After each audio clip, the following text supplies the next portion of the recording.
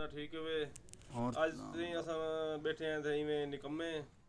ਅੱਜ ਸਾਡੇ ਵੀਰਾ ਸਾਹਿਬ ਦੀ ਮਿਹਰਬਾਨੀਆਂ ਨੇ ਅਸਾਂ ਕੱਲ ਸਵੇਰ ਦਾ ਹੀ ਕੋ ਆਖਣ ਪਿਆ ਸੀ ਕਿ ਸਾਡਾ ਕੰਮ ਕੋਣੀ ਸੀਗਾ ਤੇ ਉਹਦੀ ਵਜ੍ਹਾ ਕਨੇ ਜਿਹੜਾ ਨਾ ਅੱਜ ਅਸਾਂ ਵੇਲੇ ਬੈਠੇ ਆਂ ਤੇ ਇੱਟਾਂ ਹਾਲੀ ਤੱਕ ਆਈਆਂ ਕੋਣੀ। ਸਾਬਰ ਭਾਈ ਦੇ ਕੰਮ ਗਿਣਨ ਤੋਂ ਪਹਿਲੇ ਅਸਾਂ ਸਾਬਰ ਭਾਈ ਕੋ ਆਖਿਆ ਕਿ ਜਿਹੜਾ ਸਾਡੀ ਦਿਹਾੜੀ ਟੁੱਟ ਗਈ ਅਸਾਂ ਡਬਲ ਗਿਣਸੂ ਤੇਰੇ ਕੋਲ। ਹੁਣ ਹਾਲੀ ਤੱਕ ਸਿਲਾਂ ਆਈਆਂ ਕੋਣੀ ਤੇ ਅਸਾਂ ਬਹਿ ਕੇ ਤੇ ਹੁਣ असां के चलो साबिर भाई दे कने पूछूं भी क्या थे। हां सही साबिर भाई सिला सही आवे से अल्लाह खैर करे। तो पता है कि पट्ठे दे भी देर सवेर थी वेंदी रहंदी है तकरीबन 9:30 बजे तक ट्राली भरी से 12 बजे तक तकरीबन से लावे से अल्लाह खैर करे। नादिर भाई को मैं के खैर है जिंदगी वादे घाटे थी वेंदे रहंदे एक कदी छुट्टी दा कोई मसला नहीं ठीक है। ते सेलू अल्लाह खैर करे आवे से मसला कोनी अबू गया होया ते बकाया के इना जे मोहब्बतन ते आज छुट्टी मारी बैठन सुकून सर्वे से जन तारे सामने सारा ग्रुप आज बैठे जा और ऊपर मामा बैठे जा ठीक है। ते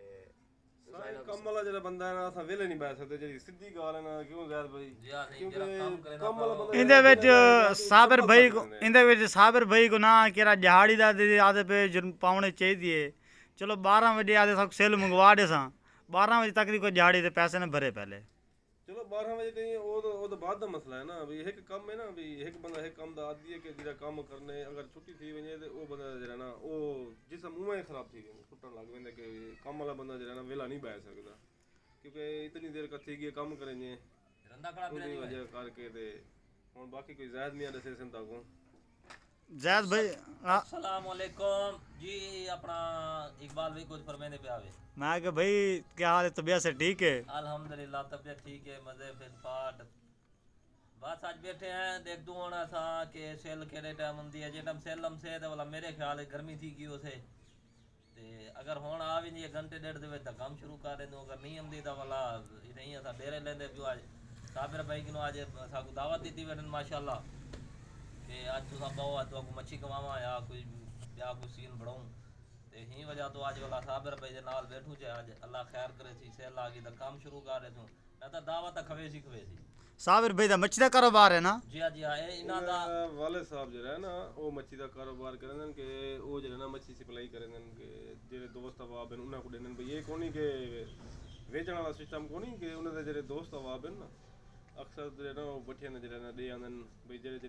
बंदे आख्या उथे कि वन के चाहिए कि सिर्फ तवा दे दित्ती है भी ये कोनी के जेरा फेरी मारी जो होके दित्ते ते यो किता वो काम कोनी भी दोस्तां को जेरे देन सिर्फ साबिर भाई खुद जे है ना कबाड़ दा काम करने आंदे हुन ते बी काम ते शुरू थे गन मिलाते से हुन मैं मशीना हुन सेट करना पे भाई साबिर हुन के दा कारोबार शुरू कीता रे पहले सुने कार कारोबार है कबाड़ गत्ते दा हुन के दा कारोबार शुरू कीता माशाल्लाह मिलत फैक्ट्री काम करनु बदर जा ढलाई दा थोड़ा काम है देगी ढलाई करे नु वेट शेड वगैरह चितर ब्रैकेट मेन ब्रैकेट ए लेने रानू पहले करने आते गद्दे दा काम 4-5 साल कीते हुन हालात कोनी पहले वाली का रोजी नहीं बची तो पता आज का रोजी ना बचे वाला काम करने दा फायदा कोनी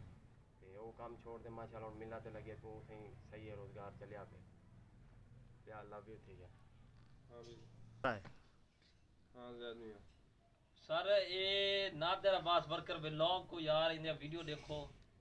इनको सब्सक्राइब करो चैनल को इन ते बड़े अच्छे व्लॉग आंदे ते कई वीराने रहीम यार खान दी हदूद दे विच अगर काम करावना होवे तार वो भी राबता कर सकदे ता उन्हां दा भी असा काम इंशाअल्लाह जिवें करे सो जिवें साफ सुथरे इन्हां दा काम थींदा पे इन्हां दा बाकी तो को वीडियो दिखे रहे वनु ते इंशाअल्लाह कोई कमी पेशी कोना होसे ते अगर रहीम यार खान तो बाहर भी कई वीराने काम करावना है तो वो भी राबता करे इंशाअल्लाह असा वो भी काम करे सो। हाँ सारे भीरा कोई कमेंट दसंदे पे कि तुसा जरा ना हवाला कोनी लेंदे भी काम तुसा कित्थां करने पे मैं सा रहीम यार खान हाली काम करने खड़े सही गले ते बाहर जिवें ज़ायद भी दसंदा पे बाहर भी उसी ते करेसू